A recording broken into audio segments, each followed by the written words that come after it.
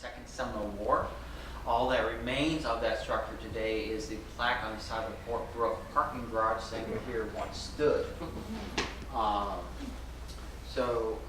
We'll introduce myself. My name is Ranger Kevin McGregor. I'm one of the park rangers that works here at the museum on behalf of the Department of Environmental Protection and Florida State Park Service. Welcome. The museum is housed in what was the Perlita Bakery. The original structure being made of wood burnt down during one of the large fires that swept through the area, rebuilt using the brick that you see today. At the back of the museum, the ovens there have put out 5,000 loaves of bread a day, as well as various pastries and sweets. So you can just imagine the smell of fresh baked bread as you came through the area here. Directly behind us, this white and green building is one of the original cigar factories.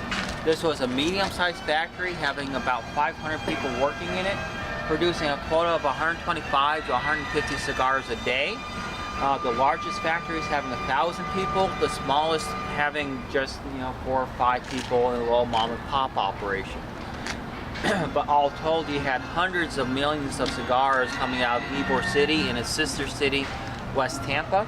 So if you said the name Tampa, everyone's going to think about a fine cigar. All the empty space that you see with our garden and Centennial Park here would have been all casitas as far as the eye could see. So it really gives you a sense of how the city was set up, that you could get up in the morning, go get something to eat, head into work. After work, just go down the street to the Italian Mutual Aid Society or up the block to the German and Spanish Aid Societies. You did not have to join them, but with all the benefits of getting some education, some entertainment, even state-of-the-art healthcare, why on earth would you not become a member? Now, a little bit more recent history for you. What do they use that building for now? Is apartments. A little bit more recent history for you. This red line on the curb here marks the beginning of the second of 2 world's longest cigars, rolled by Dr. Wally Reyes, a PhD with history and a master cigar roller, stretched from this point all the way down to the end of the block, nearly 200 feet. A small section is on display, as well as a certificate from Guinness on that record. A few years later, another group got together in Cuba, rolled a cigar about 50 feet longer, taking that title away. But we tried to encourage Wally to take the title back once more. He has written 7 books about Ybor City, so you can always look him up on Amazon.com and find his writings there. Any questions here before we head down to the casita? All right, let's go ahead and head on over.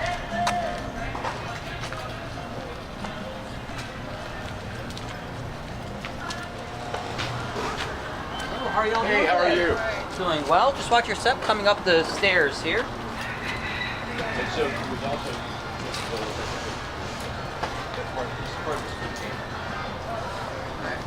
Got plenty of space when you get everybody up here. So when Senor Ybor and his partners first arrived here, this was nothing but a swamp, so it gave them the opportunity and the challenge to design this cigar city from the ground up, which is why you see all the roads running east-west, north-south, numbered and named, where you could quickly figure out where you're at on that grid and where you wanted to be, which would of course facilitate that commerce that they wanted to bring in. In order to have their factories, they would need workers. In order to have workers, they would need some place for them to live. So the answer to that was the casita, or little house. Everything was pre-cut to size, so a team of laborers could come in and in a period of 40 to 50 hours of work, clear your lot, put down your frame, walls, windows, doors, and have it ready for a family to move in. The design was very successful and caught the attention of a little mail order catalog you may have heard of called Sears and Roebuck. Sears and Roebuck purchases these designs from Ybor and his partners, tweaks them, expands upon them, and begins selling them nationwide through that catalog. So if you and your family has ever owned or lived in a Sears and Roebuck kit-built home, idea originated right here. Some of the design features is that they are elevated up off the ground so that when it rains, this is a swamp, you're not having all the mud and muck, snakes, whatever else walking into your home. The nice front porches, take off your shoes, you're not tracking anything in with you. talk with their neighbors and watch the kids as they run up and down the street, enjoying their time here in the city. Another feature a little bit harder to see right off is this nail sticking out of the wall. If you had an enterprising youth that wanted to make some extra pocket money, they'd head down to the local bakery with a canvas sack, fill that up with some bread, and then start running the neighborhood, slapping that loaf of bread up on the wall hanging on the nail. The thud would serve something as an alarm clock for mother inside. She'll come out, grab that loaf of bread, slice it, toast it, put on some coffee, start your day with a light breakfast. Also kept it away from the neighborhood dogs and chickens that are running around, which would be of course happy to make a meal of it for themselves. The chickens you see today are descendants of those original birds brought in by the immigrants. They served as a food source, but most importantly they love eating bugs. They were a natural insect control. So any questions here before we head into the house itself?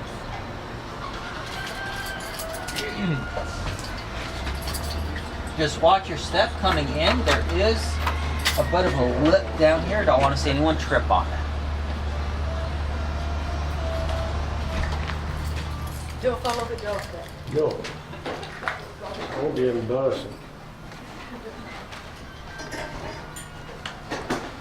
The design features did not end with the front porch. They continued on into the home as well. You have the high ceilings, It is, isn't it? which would allow the hot air to rise, the cooler air being able to sink back down. The windows spaced directly across from each other. Open those up, get a nice cross breeze coming through, keeping the home a little bit cooler yet. Now I will admit we did cheat a little bit. We added air conditioning to the casitas, something they would not have enjoyed at the time, but it does help to preserve the displays and artifacts that we have inside of the home here. Another feature added in a little bit as an afterthought was the wood-burning stove. We do not get very many cold winter days in Florida, but when that cold snap does come in, it's a very damp, clean kind of a cold. So it's nice to have that heat source chase the chill away. Going hand in hand with that was this little box on the side of the wall that is there to hold your matches. Prior to the invention of the safety match, all the chemicals needed to create that flame were in the match head itself, so they could potentially ignite just rubbing together in their box, be it in your pocket, in the back of your wagon, and now you're having a very bad day. Today's safety matches, one of those chemicals, sulfur, is actually printed on the outside of the box, so until you put match head to striker panel, you're not completing that reaction. The casitas are made out of pine, which was a readily available resource. 80% of our state was once covered with pine flatwoods. Today that number is down to about 20%. The main factors on that decline, of course, being human activities. As our cities and roadways expanded, those vast swaths of pine were cut into smaller and smaller sections. We timbered those pines to build those cities. We also decided that all fires were bad. So as soon as a fire began, we would head out and extinguish them, not realizing that the pines are a fire-dependent ecosystem and need that burn to come through about every 3 years. The pines now release their seeds. Plants like our Florida pine lily germinate, burns out all the underbrush, including any young hardwoods that are beginning to grow, maintaining the ecosystem for animals like our Florida scrub jay and gopher tortoise. To give you an idea of what's going on underground with these oaks, the root system will be over 3 times the diameter of the crown of the tree. So if you imagine my head is the crown, my fingertips here are the roots underground. Now that gopher tortoise cannot dig through them, and their burrow is used by about 300 different animals for shelter and home during different parts of the year. Pardon me. The Seminole had realized the importance of fire to the area here. Their word for lightning actually translates out as sticks of fire. After all, they saw the fires typically beginning in the springtime as we moved out of our dry winter and into our wet summer. The thunderstorms will come in, lightning will come down, and everything will catch on fire. Makes sense, right? So do any of you speak any Miccosukee or Muskogee, the languages of the Seminole? No? Well, let me teach you their word for lightning real quick. Remember, means sticks of fire. So you all ready? It's a little tricky. You might want to take notes. Tampa. So we live in Sticks of Fire Bay. We watch the Sticks of Fire hockey team on ice skates. I think I'll leave that one alone. Now, all the furniture and pictures that you see around the home were donated by local families, wanting to see their culture and history preserved and shared with our guests. The portrait in the center of the room is one of the area's first doctors. he would have been earning $20 a month. The cigar rollers would have been earning $30 a month. We typically think of doctors today as being the top wage earners, but not quite the case in the early 1900s. There's a lot of things happening culturally and socially within Ybor City that were not happening anywhere else in the nation. You do have men and women working side by side in the factories, earning the exact same pay for the exact same work. A lady's rights at the time were equal to this chair here, so she was a possession of her father until she came of age, then became a possession of her brother or her husband when she married. Within the factory, though, she does have some protection from the boss. She has naturally more dexterous fingers, and also typically at home sewing, knitting, or crocheting, so she is going to roll a finer cigar than most of her male counterparts. So if he comes in, sees that she looks as though she's been mistreated, going to find out why. If the husband's at fault, he's going to say, you know what, get out of my factory, you're fired. You just hurt my best cigar roller. So you're going to be pretty shamefaced about it. You're out of a top-notch job. Everyone in the neighborhood is going to know why, so you had better treat her right. Now, this was a period of segregation laws where they assumed you were a lesser or a better person simply based upon your skin tone. With the Cuban families, as you learned in the video, from the same parents, you could have children that be very light-skinned to being very dark-skinned. So they certainly understood that was a whole bunch of hogwash. It was simply skin tone and nothing more. So within Ybor City, it made no difference. As soon as you left Ybor City, you could no longer walk together as parent-child, brother-sister, simply because that skin tone was different. So if you look at my arm here, I got this nice dark freckle, so according to that logic, I had better cut that out because it's a lesser part of my own body. Unfortunately, this is one of those things where somebody thought they were being really, really smart and didn't think too much about how other people would take their words. There was a doctor said, I got it. White skin is the original skin tone and everything else is degenerate from that. When he uses this word degenerate, he means in the sense of descending from. The rest of the world took it to mean lesser than. So one of these cases where it would have really been better if he just said descending from. Unfortunately, as we go through time, we find that people have excelled at treating one another poorly throughout history. If you go back to the Romans, Rome consisted of Italy, parts of the Middle East, and parts of the continent of Africa. As they expand, they encounter the people, the blue-skinned Celts. First contact doesn't go very well, leads to about 400 years of warfare and enslavement. Roman policy, you have to live as a Roman for a period of 80 years before you can become a Roman. So it pretty much guaranteed 4 to 5 generations growing up as a Roman slave. As time progresses, Rome collapses. The Celtic nation splinters into what we now know today as Germany and France and England, or as a good Roman would pronounce it, England, land of the Angles. Feared those bloodthirsty, savage Angles so much they built Hadrian's Wall to protect the civilized Romans from them. It ends ironically in a place called Wall's End in England, so you too can still go there and see this Roman work of defensive measure. Now, my favorite piece of furniture is actually right behind you folks here. This is the settee. If you had a young man and a young lady that were interested in one another, they did not run off to the local theater, they did not go to the restaurant, get a bite to eat. They came back to her house, sat on the settee, had a nice conversation. While across the room from them, they'll be watched by mother or grandmother or perhaps big brother, making sure they do not get into any improper shenanigans. I had a couple people on some of my other tours that have experienced doing just that. Now on the table over here is a fan. That's not just a device to keep you cool, that is a communication device as well. A young lady will be taught how to wave that fan in such a way at a party or a dance. She could signal a young man, hey, come over here, I think you have cute eyes, I want to talk with you. Or she could say, you look like you haven't bathed in 3 months, just go away, don't even bother speaking to me. That young man, with her encouragement, will then go find a female relative or family friend and say, hey, can you go talk with this girl, find out who she is, and introduce us. She will then screen her for him, him for her, and if she feels it's a proper match, make that introduction. So it's not like the high school dances where you think of everybody sitting there leering at their feet, going, well, He's so handsome, he wouldn't even know my name, or she's so cute, she doesn't even know I exist. And it's not like the bar scene that we kind of think of today of all the guys trying to hit on all the ladies. She's actually initiating and controlling that interaction. So some interesting things that we've gained, some things that we've lost, hopefully more towards the better. So any questions here before we start making our way down the hall? Okay, so let me just sneak up in front and see. We have a pretty good sized group, so I'm going to describe the rooms before we start making our way down. The first bedroom is what we would today call the master bedroom. By modern real estate laws, we cannot call it that as there is no built-in closet. Instead, they have an armoire or wardrobe that they would use to hold all the clothing for him and her, not owning nearly the amount of apparel that we typically do today.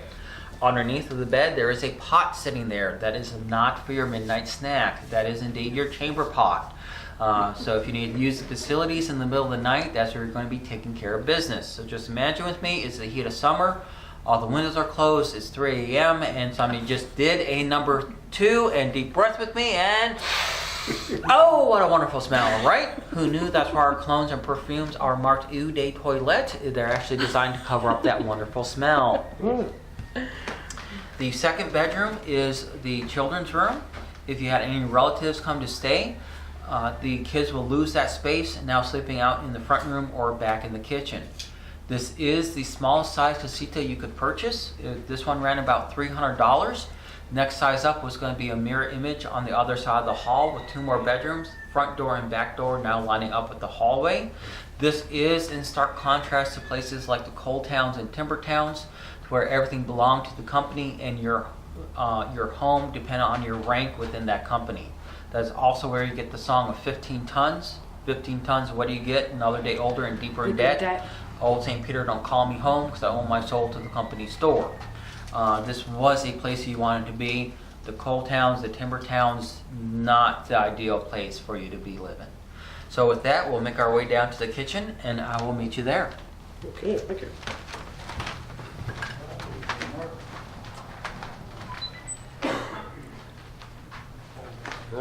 Keep them down the scooters out.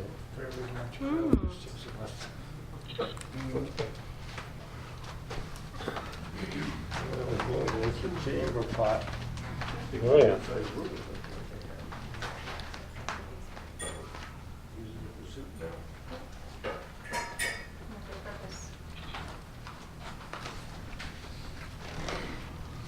Now they were dealing with a lot of different diseases coming into the 1900s. They still didn't quite know where they were coming from. One of the big ones was the bad air disease. Have y'all ever heard of it? Never heard of that. Was that the plague? They thought it was being caused by swamp gases getting into your lungs and then putrefying your insides. So the Surgeon General at the time recommended to displace this bad air that you smoke tobacco in the early morning and late evening. And wouldn't you know, it worked. People who were smoking were not getting sick nearly as often as those that were not. We would make our way all the way in. We'll get everybody in here. We now realize today that this disease was really being spread by mosquitoes, so that smoke from your cigar was really repelling these biting pests. So you sure you haven't heard of it? Now they used a little bit of different vernacular back then. They call it the mal-air disease or malaria. Malaria, as we now mispronounce it. One of the benefits of living in Ybor City is you were able to order ice from one of 4 ice manufacturers in the area. Just put out this placard with the numbers 25, 50, 75, and 100, ordering between a quarter and a full block of ice. Once that was in your possession, simply drop it into the top of your ice box here, keeping some of your food items cold. I always wondered as a kid why we called the refrigerator the ice box. Started working here and said, okay, that makes perfect sense. Ooh. Yeah. You do have a shared water source in the backyard between you and 5 of your neighbors of either a hand-cranked well or a cistern. Collect the rain. Just head out in the morning, give that hand a blow, a couple of cranks, drawing up the water that you need. Eventually, the water table here would be contaminated and unsafe to drink. You would have to walk a couple miles to get that clean water.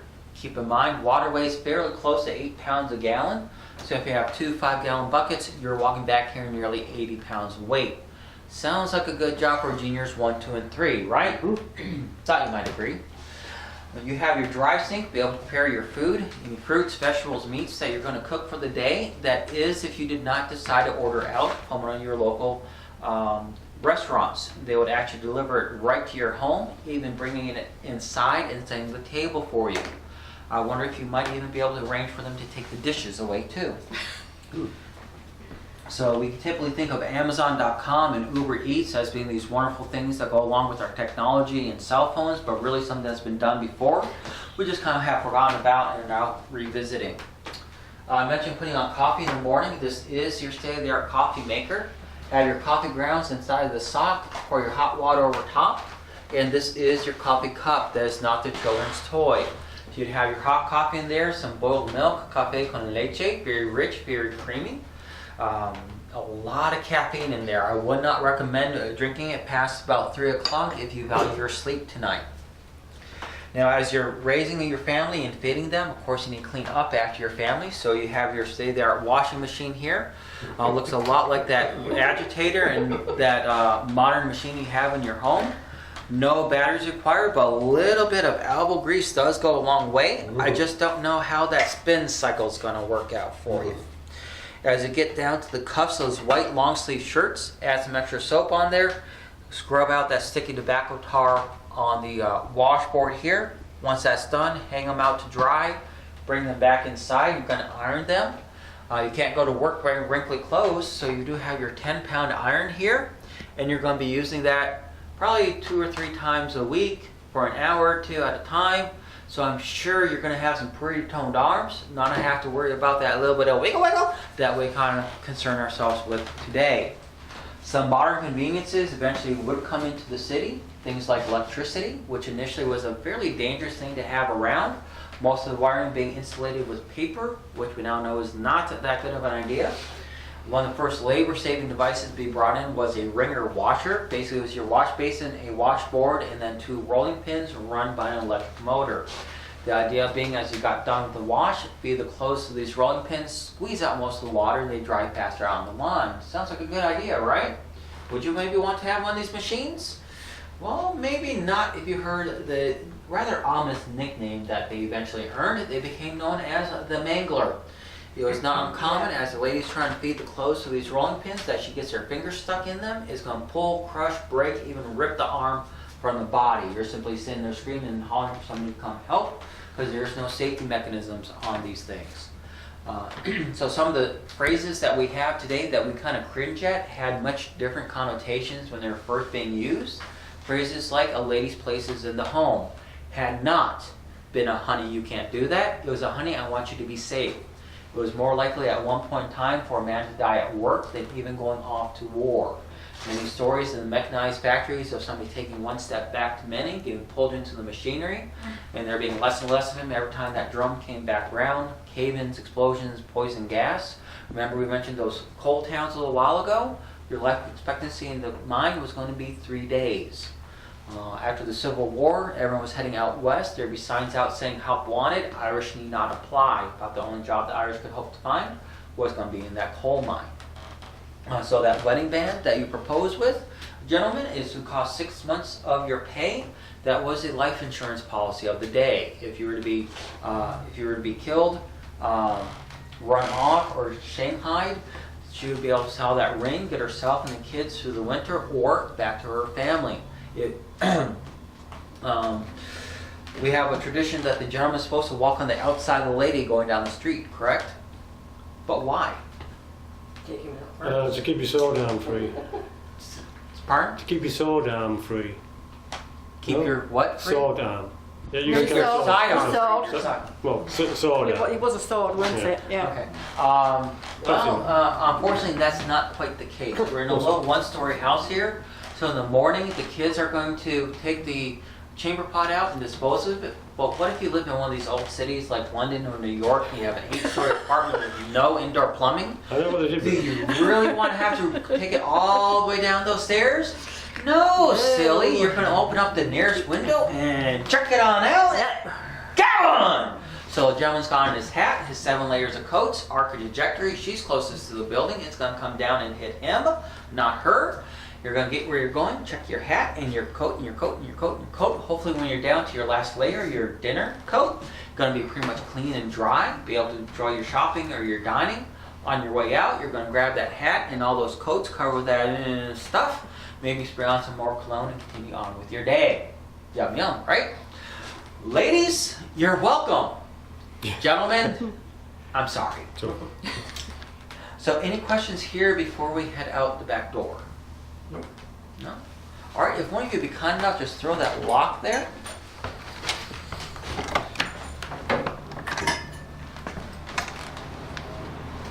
After you all. Thank you. Oh, Mr. Shower again. Hey. Welcome to Florida, right? Yeah. It is modern ADA compliance, and it would have all been the same size casita, not this little bit of a hodgepodge of different sizes and styles.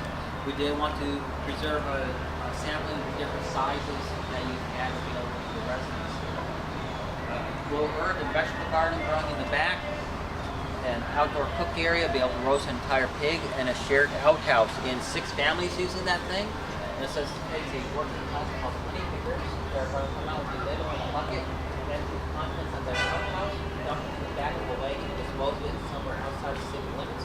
Hopefully where you're not going to have to see it or smell it, but in what we're eventually like the water table here. Your families bathe once a week, so it's probably worked out with your neighbors as to when each family will see to that need. Wait a second. Did anybody see a bathtub around here? Yep, that's your say-there bathtub. So there is going to be a pecking order to how you're bathed. It's going to go dad first, and then mother, any relatives staying with you, followed by the eldest child on down to the youngest. But wait, it gets better. You all get to use the same bath water. Yeah. So it's going to be pretty black, nasty, stinky water when you get down to bathing baby. Of course, why we say don't toss baby out with bath water, because you literally could. And if you look at the ceiling, or the roofs rather, of the casitas, you'll see some of the changing technology. It starts with the Quaker-shaped shingles, very vulnerable to any burning embers landing on there, catching fire. The tin roof, which is currently being replaced, and then the galvanized metal, which resisted that corrosive salt air, which did in that tin roof. So any questions here before we head back over to the museum, rather? All right. Hello, how are y'all doing today? Good. Let's get back over to the museum now. Oh. Yeah, I didn't know they used to show. So that's why you walk on the outside. What is that? Oh, sorry, but I'll be walking through the fire.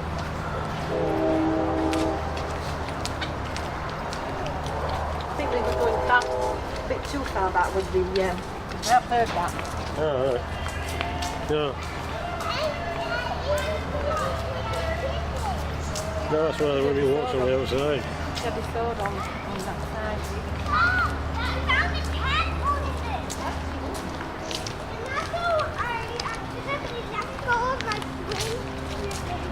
Oh, well, it's fantastic.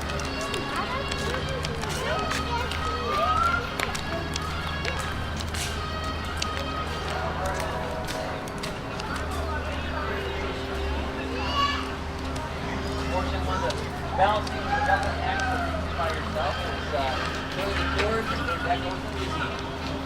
You're doing great. I'm just going to read everything. So.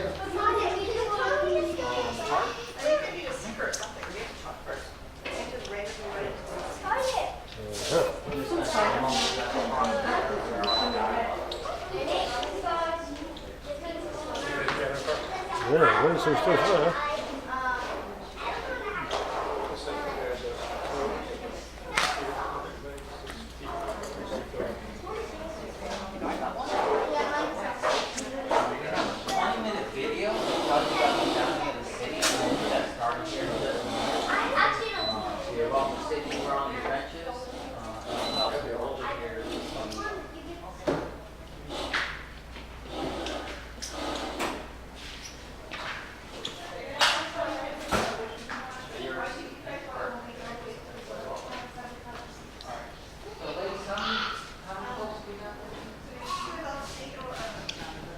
Oh,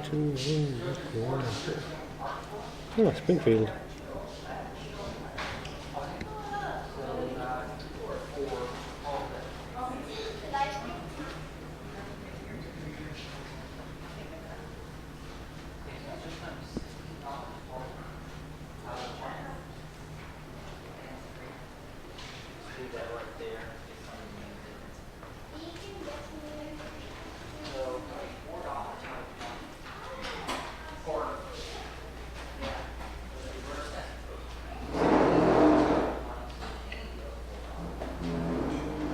Oh, Dominoes.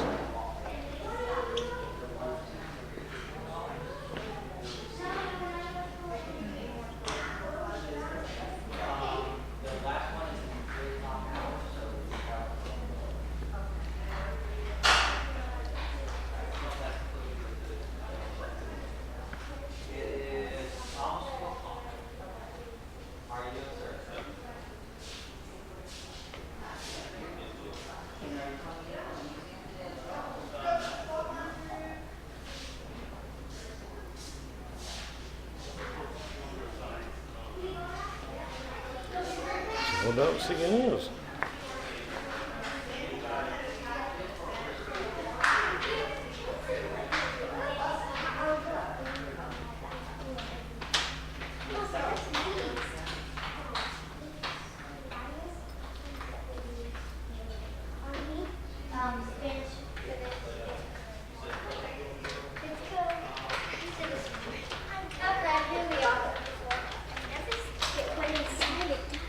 Here, you look inside where I go.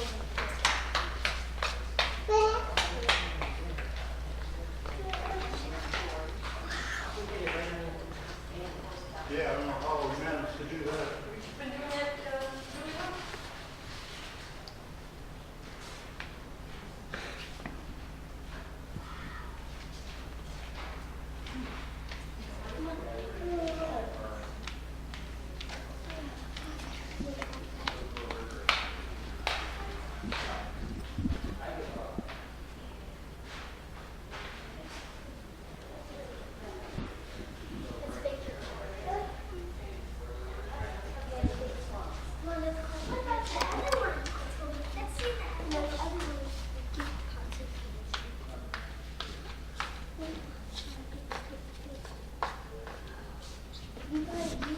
Genevieve, come here.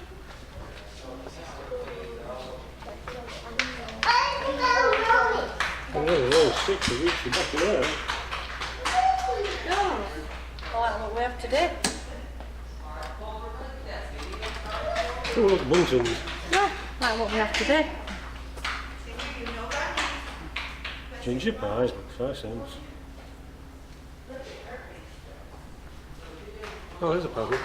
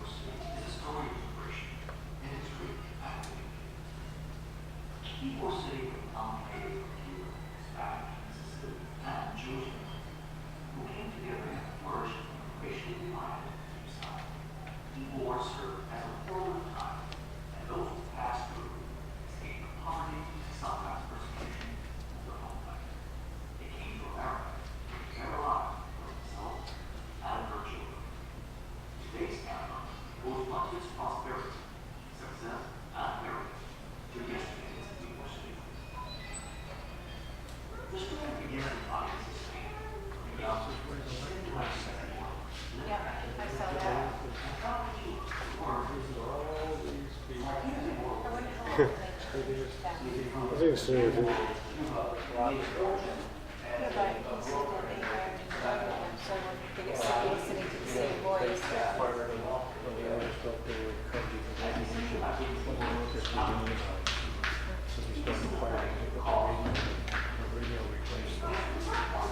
So that's the seat there, things up there. And so they had to be provided at the original radio.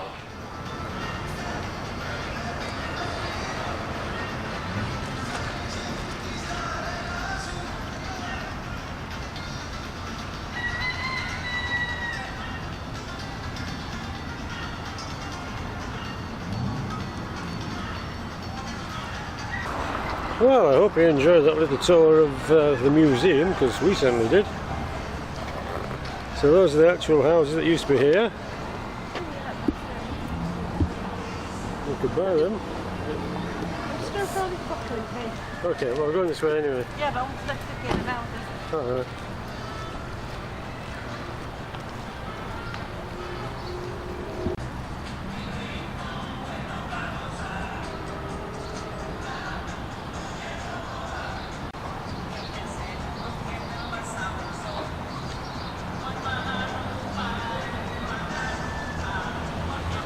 Very interesting. Just to point out though, if you go to a Cuban cafe or any kind of cafe with cigars, they're going to be smoking. So if you don't like cigar smoke, it's not good here. It's all beer and baccy, as they say. That way, Yep, we're going this way. because it's on here. Yeah, yeah. It was. This place is cool. We obviously didn't see as much as we should have done last time. Well, it weren't early when we came. But yeah, very interesting place. Yeah.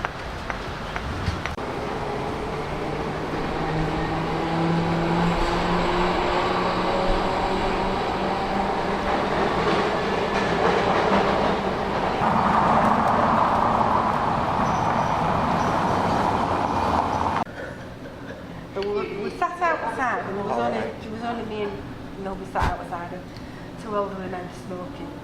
But by the time we'd finished the sandwich, we were surrounded by it. But being outside, we weren't all that bad.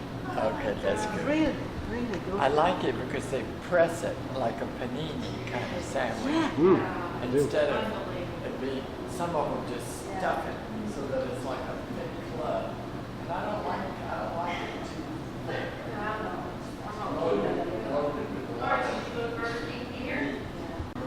We've just come from there now. Okay, did you go to the casitas next door to No. the museum? Which is